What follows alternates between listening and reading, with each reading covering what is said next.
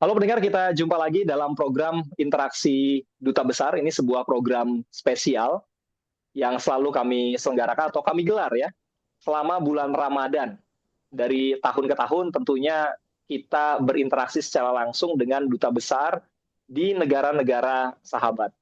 Nah, di malam ini, selepas waktu berbuka puasa, waktu Indonesia Barat, kami berkesempatan untuk berinteraksi langsung dengan duta besar Indonesia untuk Australia. Tapi sebelum kita memulai, saya ingin memberikan gambaran terlebih dahulu. Nah, Australia ini adalah sebuah negara dengan masyarakat yang stabil, berkebudayaan majemuk dan demokratis, disertai dengan angkatan kerja yang terampil, dan ekonomi yang kuat dan berdaya saing. Tidak heran memang jika Australia ini menjadi salah satu negara yang diidamkan oleh masyarakat dari berbagai negara, termasuk juga Indonesia. Apalagi kemarin ini ada fenomena ya, kabur aja dulu, nanti kita sedikit banyak mungkin akan membahas hal itu juga, khususnya bagi generasi muda yang mungkin ingin merantau, tidak hanya sekedar berlibur ke Australia, tapi juga mengenyam dunia pendidikan. Nah, untuk lebih lanjutnya seperti apa, termasuk juga bagaimana hubungan bilateral antara Indonesia dengan Australia, malam ini saya sudah bersama dengan Duta Besar Republik Indonesia untuk Australia, Perangkap Republik Vanuatu, HE Dr. Siswo Pramono. Pak Siswo, selamat malam Pak. Apa kabar Pak Siswo? Selamat malam, Mas Berry. Pertama saya ucapkan selamat berbuka puasa ya untuk teman-teman di Indonesia. Baik, terima kasih Pak. Alhamdulillah kita sudah berbuka puasa. Ini kalau di Australia itu berbuka puasa pada pukul berapa, Pak? Kurang lebih sama ya dengan Indonesia, pukul 18. Kalau sekarang kita 18.30 di Indonesia berarti sekitar jam 10 malam ya sekarang. Ya, di Australia sekarang jam 10 kita udah buka tadi. Sekitar jam berapa itu, Pak? Jam jam 7.30, jam Oh, jam setengah 7.30 ya. 8. Karena ini kan Hmm, musim panas, Mas. Mataharinya agak ya. agak beda. Tapi di Australia tergantung kalau sama di Perth ya mungkin beda dengan waktu yang di apa di Melbourne atau di Canberra ya, beda-beda. Hmm. Hmm. Lebih bersahabat mataharinya di Melbourne begitu, Pak? Sami mawon. Panas, Mas. 32 masih. Wah, ini tantangannya sama seperti kita kalau di Indonesia ya. Heeh. Kadang-kadang siang-siang juga kurang lebih sekitar 32 derajat. Mm-mm. Pak, apa kabar? WNI yang ada di Australia, Pak Siswo? Ya, di sini kan tahun ajaran baru, jadi banyak mahasiswa baru datang dari Indonesia. Kemarin saya apa ada acara menyambut mahasiswa-mahasiswa baru. Hmm. Nah, Ya, biasanya itu kalau per tahun masuk ajaran baru berapa banyak tuh, Pak? Para pelajar Indonesia yang mengenyam pendidikan di Australia. loh, kita sekarang sudah bouncing back ya. Dulu waktu sebelum pandemi itu angkanya 19.000. Waktu Mm-mm. pandemi ya tinggal berapa ratus karena lockdown ya. Sekarang udah Mm-mm. balik lagi 23.000 Mas. Wakeh. Ya. Wah, itu mayoritas semua mahasiswa itu 23.000 ya? 23.000 Mas. Itu Mm. mahasiswa mulai dari S1, S2, S3 ya. Mm. Kalau total WNI yang ada di Australia ada berapa banyak sih, Pak?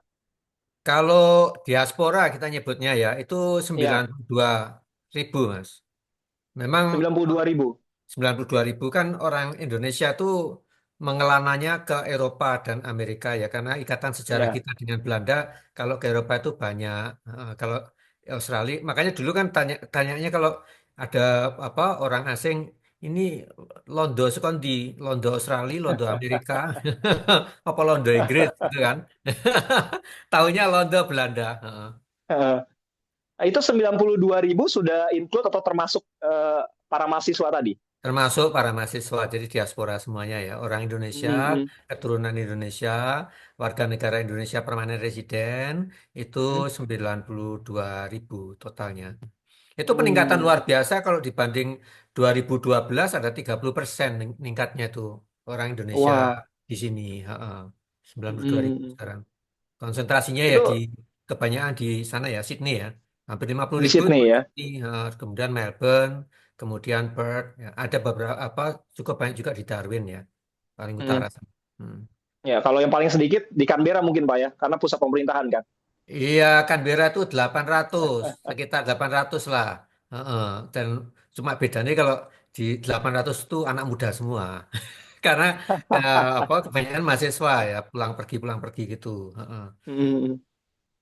Biasanya kalau bulan Ramadan seperti sekarang, ada kegiatan khusus nggak sih Pak di KBRI yang ada di Canberra ini melakukan kegiatan khusus begitu dengan para mahasiswa atau WNI yang lain?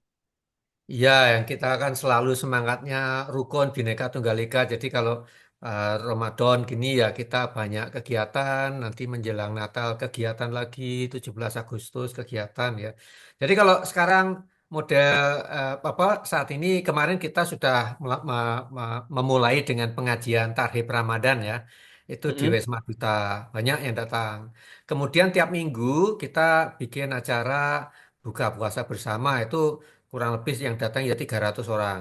Ya, lumayan Hmm. besar kalau untuk ukuran Canberra yang orang Indonesianya 800-an, 900-an ya. Kemudian ada pengajian bagi anak dan remaja. Ada Hmm. tarawih berjamaah. Nah, yang seru Mm-mm. pembagian takjil itu nanti giliran yang bikin apa diantar pakai mobil dikirim ke asrama-asrama mahasiswa, tempat-tempat Mm-mm. teman-teman apa keluarga Indonesia tinggal ya.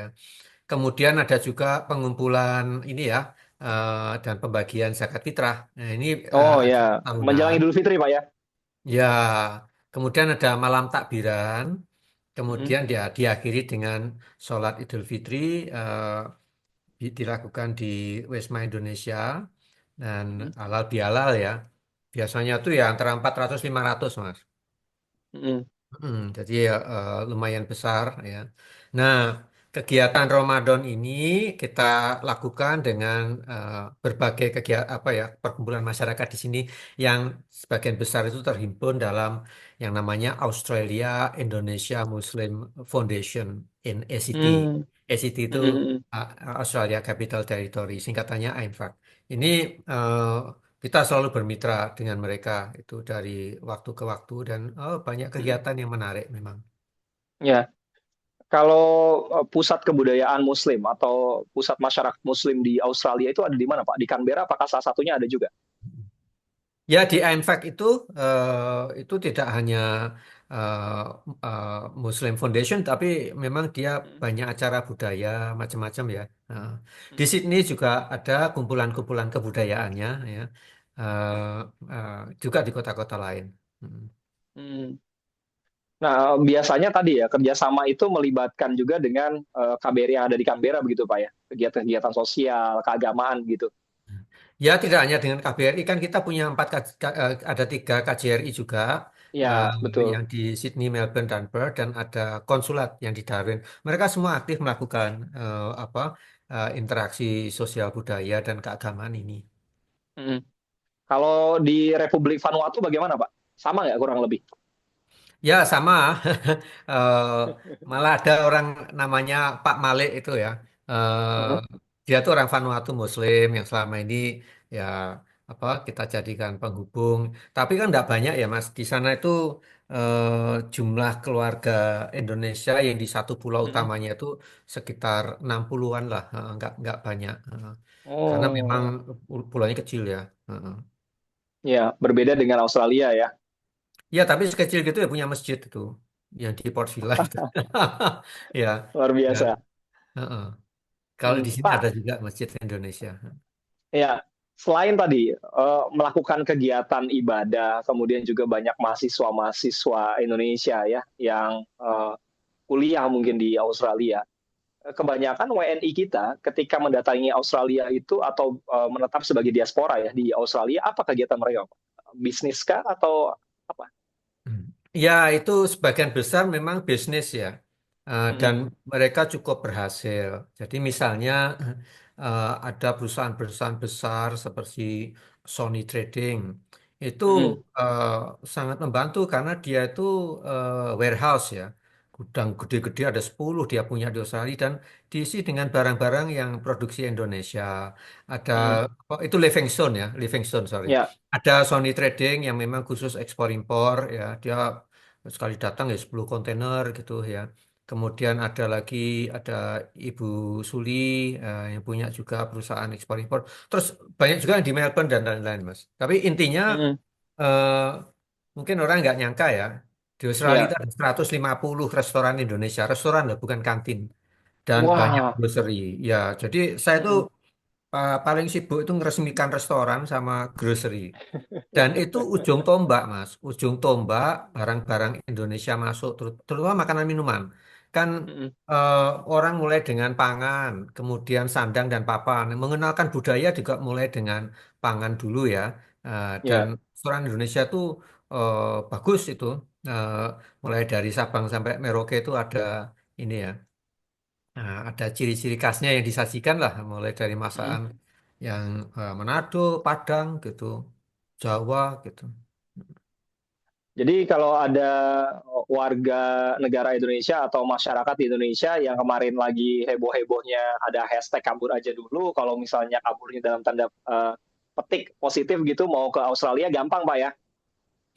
Ya makan Indonesia banyak ya di sini ya. Heeh. Cuma anu ya, apa semua himbauan kita ya sebagai apa perwakilan Indonesia di sini ya. eh, Mm-mm. Ya semua warga negara kan boleh ya pergi ke luar negeri, sekolah, cari usaha gitu. Yang penting kalau datang ke luar negeri nomor satu harus memenuhi prosedur yang benar, visanya benar. Kalau mau kerja ya visa kerja, mau sekolah ya visa untuk belajar ya, dan harus legal. Nah, Mm-mm. termasuk nanti lapor diri ke KBRI atau KJRI. Jadi monggo kalau mau keluar negeri ya, apalagi keluar negeri itu malah bisa jadi pahlawan devisa loh. Nah, kalau Ya. kita lihat itu coba teman-teman dari India itu kan Mm-mm. apa pahlawan devisa itu. Nah, Betul. kalau menurut data ya, saya lihat itu dari apa World Bank atau dari kalau nggak salah dari BI ya, itu Mm-mm. remittance yang dikirimkan balik dari teman-teman yang bekerja di luar negeri itu sampai 240 triliun loh. Sorry, dua Wah. ratus tiga puluh triliun. Mm-mm. Itu saya kira besar sekali ya. dua ratus Mm-mm. tiga puluh satu triliun itu hampir 14 billion US dollar. Itu data Bank Mm-mm. Indonesia dan World Bank ya. Nah, ini kan sama dengan Ya. efisiensi kemarin ya 240 triliun. Ini devisa dari yang disumbangkan oleh teman-teman kita yang kerja di dunia ini ke Indonesia Mm-mm. 231 triliun. Mas. Jadi Itu luar kalau biasa ya. istilahnya jangan ngabur ya tapi ya, ya emang Mm-mm. apa jangan jangan apa kabur aja dulu boleh tapi yang lebih tepat cari uang dulu. Ya. Jadi Karena datanglah dengan bagaimanapun persiapan. Datang dengan betul, jangan persiapan. jangan justru nanti menyusahkan ya Pak.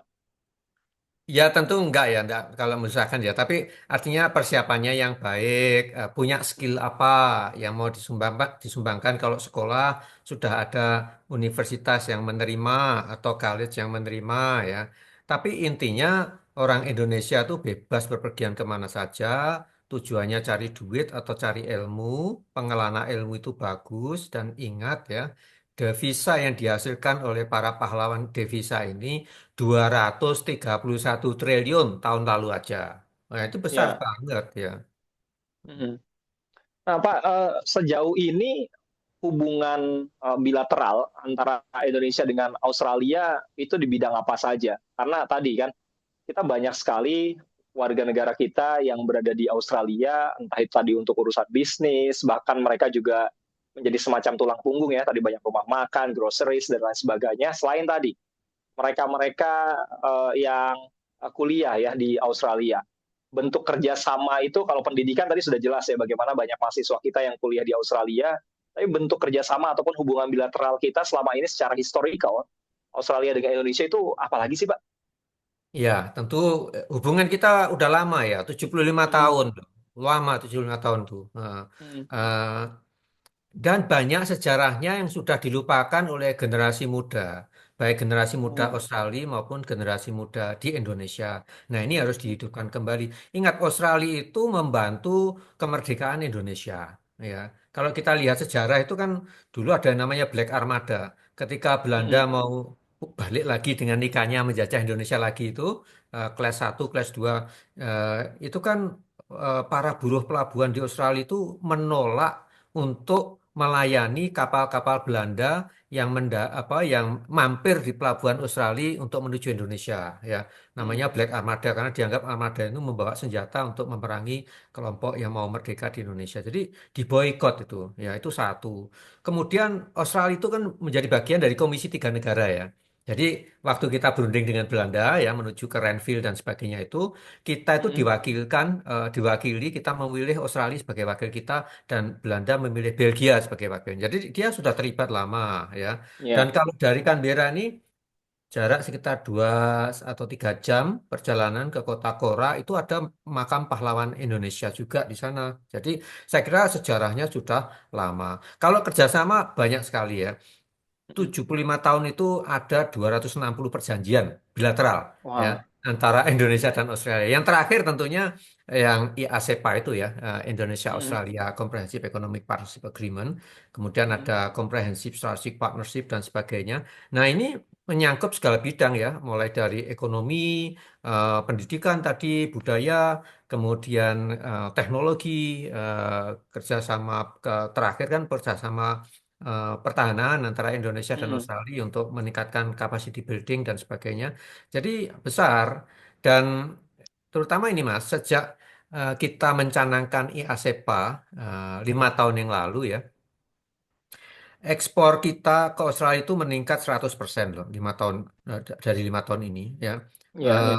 jadi total perdagangan kita, total itu ekspor impor jadi satu ya, itu Mm, meningkat dari sekitar 8 miliar US dollar menjadi sekitar 15,5 ya, hampir enam mm. belas miliar US dollar. Termasuk ya tadi didorong oleh restoran-restoran, grocery-grocery, makanan Indonesia yang di mana-mana. Kemarin sampai ada satu media namanya SBS di sini menganggap eh, Indonesia sebagai apa kulineri Thailand baru. Yang terkenal selama ini kan Thailand di mana-mana. Jadi kita sudah Ya, ya. dianggap bisa menyaingi Thailand gitu. Jadi Thailand. Mm, saya kira ini bagus. Turis misalnya, kan mm, turis itu 1,6 juta Australia yang masuk ke Indonesia itu kan devisa. Makanya kita harus selalu tidak hanya mempromosikan perdagangan barang, tapi jasa seperti itu juga penting ya. mm. Semakin banyak turis, semakin banyak dolar masuk ya. Tapi gimana dolarnya bisa masuk ya? Ciptakan rasa aman bagi para turis untuk berlibur di Indonesia ya. Tidak hanya turis yang muda-muda, yang keluarga itu penting. Baik ada masuk, bapak E masuk, ibu Ne masuk, anak-anaknya masuk ya. Jadi semuanya sak keluarga. Nah, tentu akan perlu banyak ya tempat-tempat yang bisa hiburan keluarga gitu ya. Ya. Ya untuk eh, di, di dibangun dan jangan lupa people to people itu penting. Nanti tanggal 20 Maret ini, Mm. 20 Maret 25 ingat akan terjadi apa itu? Pertandingan sepak bola Oh dunia iya, qualifier di betul. Sydney, timnas Indonesia lawan Australia. Ya, Australia. Kita tandang ya, ya ke Australia. ya mudah-mudahan kalau nggak menang ya draw lah ya. Tapi tim manapun yang main buat saya yang terbaik selalu Persebaya, wong saya orang Jawa Timur. Kemarin baru menang tuh Pak, lawan Persib Bandung. Oh ya, itu selalu lah Persebaya. ya. Bonek Jaya. Ya gitu Pak, Mas. Pokoknya ya di sudah dalam sekali hubungan kita dengan Australia. ya ya. Nah, di bawah kendali Pak Siswa ya sebagai duta besar mewakili negara Republik Indonesia di Australia, apa penjajakan kerjasama yang kira-kira di tahun 2025 ini sedang dilakukan, Pak? Atau kedepannya prospek apa yang kira-kira ingin dibawa oleh Pak Siswo dari Indonesia itu bisa masuk ke Australia? Karena bagaimanapun tentu ada tugas-tugas yang diberikan ya oleh negara kepada Pak Siswo sebagai seorang duta besar. Apa kira-kira, Pak? Ya, saya kira kita masih melanjutkan eh, banyak sekali ya kan tugas perwakilan tuh mau apa representing, terus kemudian Mm-mm. promoting, protecting, ya negotiating dan sebagainya. Itu klasiknya ya. Tapi kalau untuk Australia itu kita punya tugas economic diplomacy, jadi diplomasi ekonomi. Itu yang harus kita Ya. lakukan. Tahun lalu KBRI Canberra itu dapat ini penghargaan Prima Duta Award dari pemerintah karena kita di tengah kesulitan dunia ini masih mampu meningkatkan ekspor kita ke Australia. Jadi kita dapat penghargaan Wah. dari dari Pak Jokowi waktu itu ya, eh, Mm-mm. eh, apa Prima Duta Award. Nah, kalau saya lihat ya, antara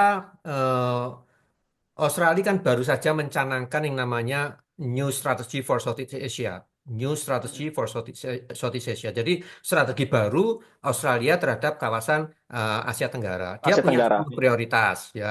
Nah, sementara Bapak Prabowo juga punya 10 prioritas pembangunan, dan kalau kita gabungkan itu banyak yang Mm-mm. matching ya. Misalnya di sektor pendidikan ya kan. Nah, kan pendidikan sektor utama yang ingin dimajukan, makanya kita sekarang punya Monash University di Indonesia, kita punya Western Sydney University di Surabaya, Deakin University Australia juga di Bandung ya, dan jangan lupa kita juga punya Muhammadiyah College ya di Melbourne. Bahkan sekarang kita lagi bantu Muhammadiyah yang mau bikin universitas di Sydney Mm-mm. ya, kita bantu. Jadi tidak hanya orang Australia invest di pendidikan, orang kita Ya. invest di pendidikan di Australia ya, termasuk Muhammadiyah itu ya. Mm-mm. Kemudian Mm-mm. yang kedua energy transition. Nah, ini diterjemahkan dalam 3 MOU ya, MOU critical mineral ya, mineral kritis ya, antara Indonesia dan Northern Territory, Indonesia Western Australia, sumber-sumber tambang kan di sana. Dan kemudian satu MOU mengenai electric vehicle. Nah, implementasinya apa? Nanti bulan Maret ini, 7 sampai 9 Maret itu ada yang namanya Mm-mm. Everything Electric, eksibisi mobil listrik. Nah, dari Indonesia itu di Sydney ini nanti. Dari Indonesia Ya. ikut 3 perusahaan, Alfa, Charge, sama Savard. Nah, ini kita Mm-mm. menunjukkan kecanggihan motor-motor listrik Indonesia. Ini saya kira bagian dari kerjasama mengenai baterai, mineral, dan sebagainya. Ya, ini kan bernilai tambah ya. Mm-mm. Bernilai tambah tinggi ya, karena ekspor. Kalau selama ini kan kita ekspor ke Australia termasuk ini ya, eh, mobil bensin ya, apa istilahnya ICE, Ya. internal combustion engine. Itu Mm-mm. Toyota yang di Indonesia tuh udah masuk di sini. Ya bagus itu. Oh. Nah, Mm-mm. sekarang kita mau masukkan mobil listrik ya. Jadi ekspornya nggak main-main. Nah, kemudian kita mengajak Australia untuk lebih banyak investasi di downstreaming industri di Indonesia. Nikel kita sudah downstreaming. Next kan boksit ya, aluminium ya kan. Mm-mm. Nah, ini saya kira timbal balik karena kalau kita mau mengolah aluminium kita perlu industrial salt. Nah, industrial salt yang terbaik dan termurah di dunia itu Mm-mm. adanya di Australia. Jadi nanti Australia tidak hanya invest di boksit kita, di aluminium Ya. kita dengan teknologinya, tapi kita juga bisa ambil dia punya garam misalnya, ya, garam industri bukan garam dapur. Ya. Mm-mm. Nah, ini saya kira hal-hal penting timbal balik yang kita lakukan. Nah, yang lebih penting lagi itu tenaga kerja, Mas. Jadi tenaga kerja terampil itu Mm-mm. diperlukan di sini. Makanya antara Indonesia dan Australia itu sudah ada mutual recognition agreement untuk engineer. Karena Australia kekurangan engineer. Sementara perusahaan-perusahaan kita yang besar beroperasi di Australia di bidang tambang, di bidang konstruksi Mm-mm. seperti Salim Group, Sinarmas, Adaro, eh, Buma, Agung Sedayu, semua ada di sini, Mas. Nah, ini mereka perlu engineer. Mm-mm. Datangkanlah insinyur Indonesia untuk kerja di Australia. Jadi bukan profesi rendahan ya, tapi yang Ya. pendidikan benar. Nah, insinyur kita Yang itu skillful gitu, Pak ya. skillful, jadi itu juga gajinya Mm. gede, kembali dolarnya masuk Indonesia juga gede kan gitu ya. Nah, insinyur kita itu sudah kerja di Northern Territory. Mereka tuh para geologis ya, bekerja mencari-cari tambang di sana. Di Western Australia banyak insinyur kita bekerja di situ. Jadi diarahkan ke tenaga kerja terampil ya, Mm-mm. gajinya gede masuk Indonesia kembali uangnya dolarnya, diarahkan ke ekspor-ekspor yang bernilai tambah ya, itu bisa otomotif, bisa motor Mm-mm. listrik, elektronik ya, besi baja dan sebagainya, supaya nilai tambahnya tinggi, dolarnya juga masuknya banyak ke Indonesia. Nah, ini Ya. yang kita laksanakan selama ini ya, dan ujung Oke. tombaknya itu diaspora Indonesia. Diaspora itu penting karena dia sudah lama generasi pertama, kedua di sini, dia udah tahu apa liku-liku Australia. Jadi kita manfaatkan diaspora kita sebagai ujung tombak penetrasi Mm-mm. barang-barang kita di sini. Lah kalau hotel-hotel besar yang di Sydney itu punyanya orang Indonesia, ya kan? Terus Oh. kemudian warehouse-warehouse punyanya Indonesia. Eksportir gede kita juga, orang kita juga. Jadi memelihara hubungan dengan diaspora itu penting ya. Tidak saja memelihara tadi ya, apa silaturahim dengan orang kita di sini ya, tapi Mm-mm. juga ujung tombak ekonomi kita. Gitu, Mas. Oke. Nah, Pak, balik lagi ke soal pendidikan. Tadi sekian ribu mahasiswa kita berkuliah atau mengenyam pendidikan ya, belajar di Australia. Hmm. Soal beasiswa, ini biasanya banyak juga sering ditanyakan oleh pendengar El Sinta, Pak. Beasiswa khusus untuk warga negara Indonesia atau para pelajar kita itu bagaimana, Pak? Apakah ada peluang yang cukup besar juga? Ya, saya kira beasiswanya bervariasi ya mereka tuh ya. Hmm. Eh, ada beasiswa Australia. Kak, dulu saya kan 8 tahun masuk sekolah di sini, Mas. Sampai aku Wah, selesai PhD, master di mm-mm. sini, PhD di sini. Sebagian undergraduate saya juga di sini. Jadi kalau beasiswa yang dari Indonesia tuh kebanyakan ya LPDP ya. Kemudian Ya. yang dari Australia itu Australia Award Scholarship. Nah, ini bisa Mm-mm. ditanyakan di kedutaan besar Australia di Jakarta atau di konsulat. Ya, itu banyak Mm-mm. dari situ. Kalau LPDP kan sudah Kementerian Keuangan itu nanti bisa ditanya langsung di Kemendikbud dan Mm-mm. sana. Beasiswa Dikti ada. Beasiswa Pendidikan Indonesia ada. Dan Mm-mm. Pemda pemerintah daerah juga mengeluarkan beasiswanya masing-masing karena pendidikan kan baik di zaman Pak SBY, Pak Jokowi maupun Pak Prabowo selalu jadi apa ya prioritas ya karena hanya Ya. bangsa yang cerdas yang bisa memenangkan persaingan berat di dunia internasional. Jadi beasiswa seperti itu atau swasta juga banyak. Ya. Mm-mm. Yang penting niat belajarnya ada. Pesan saya sebagai alumnus ini, kalau sampean jatuh 99 kali tidak apa-apa, asal kembali bangkit yang ke 100 kalinya. Ya, ini Wah. saya kira eh, belajar itu kan seperti apa ya, lari maraton ya. Jadi yang Mm-mm. penting itu konsistensi dan tahan banting ya. Pinter saja nggak cukup, tapi perlu orang-orang yang tahan banting ya. Gagal sekali tidak apa-apa asal berhasilnya 2 kali. Gagal 99 tidak apa-apa asal berhasil 100 kali kan gitu Mas ya.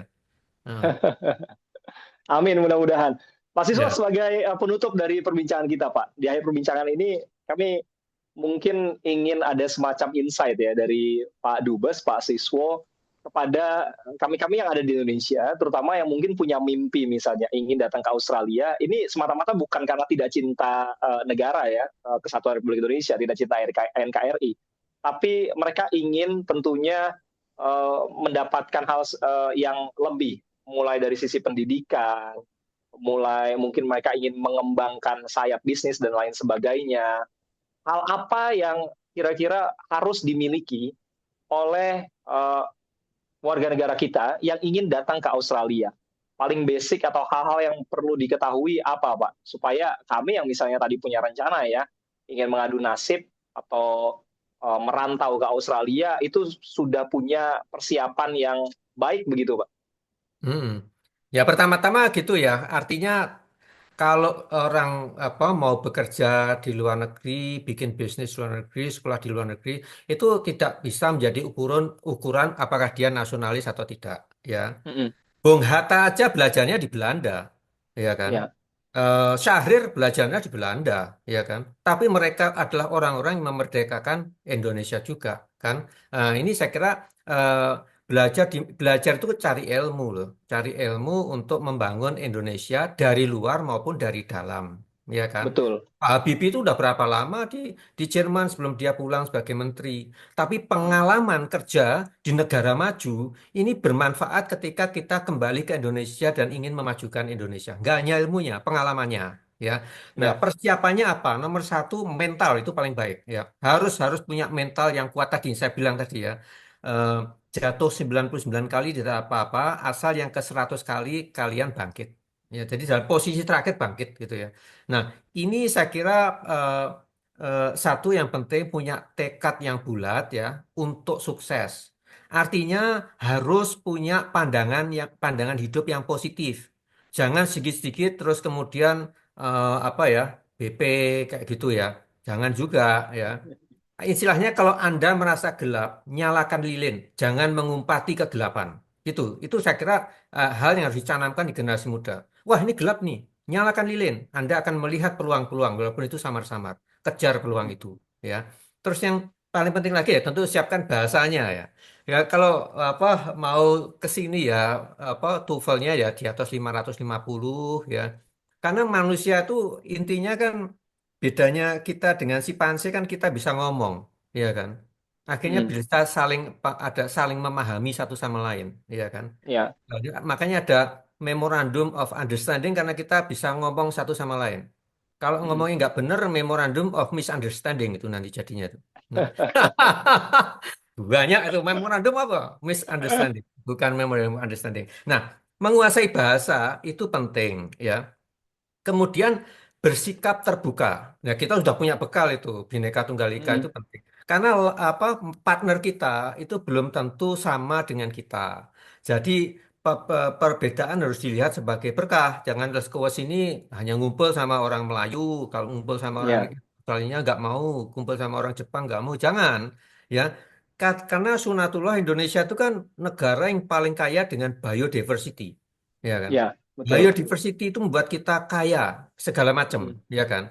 Nah, cultural diversity itu bagian dari kekayaan kita. Kalau kita ke luar negeri, ya seharusnya kita udah biasa bisa bikin bisnis sama orang siapapun, etnis Mm. apapun, bangsa Mm. apapun, ya. Jadi penyiapan diri yang terbuka ini penting, ya. Nah, ya itu saya kira apa modal-modal yang harus Baik.